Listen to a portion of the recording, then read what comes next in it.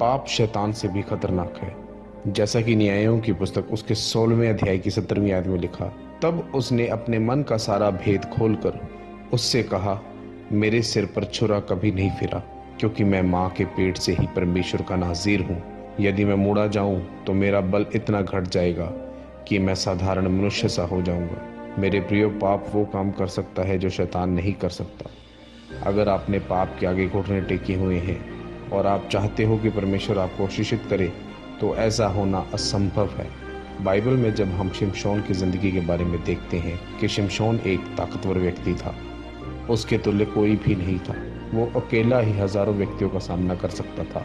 Bible में लिखा है कि जब वो एक दलीला नाम की औरत के प्रेम के चक्कर में पड़ा, तो उसके पूछने पर शिमशोन ने अपनी ताकत का राज उसे बता दिया कि मेरी ताकत मेरे बालों में है। जब शिमशोन ने पाप के सामने घुटने टेक दिए, तो फिर शैतान ने उसकी जिंदगी में काम किया। मेरे प्रिय, शैतान ने पहले भी शिमशोन को हराने की कोशिश की थी, पर वो हरा नहीं सका, क्योंकि शिमशोन पहले परमेश्वर के साथ सही था। और शैतान को पता था कि मैं तब तक इसको हरा नहीं सकता जब तक मैं इसको पाप में न गिरा दूं। शैतान तब ही आपकी ज़िंदगी में काम करता है जब आप पाप में गिरते हो। अगर शिमशोन पाप में ना गिरता तो शैतान उसे कभी भी हरा नहीं सकता था। अगर आज हमारी ज़िंदगी में बीमारी, मुश्किल और गरीबी आई है, तो हम यह नहीं देखते कि हमारी ज़िंदगी में किस वजह से आई है। हम सिर्फ परमेश्वर को बोलते हैं कि परमेश्वर, तो इन सब चीज़ों को मुझसे दूर क्यों नहीं करता।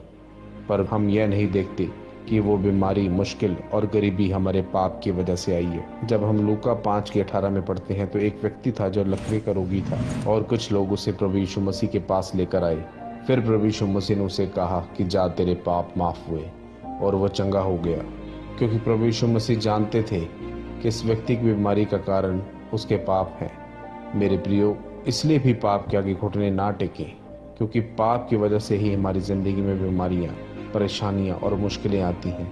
पाप सिर्फ व्यभिचार ही नहीं है, चुगली, चोरी और किसी की निंदा करना भी पाप है।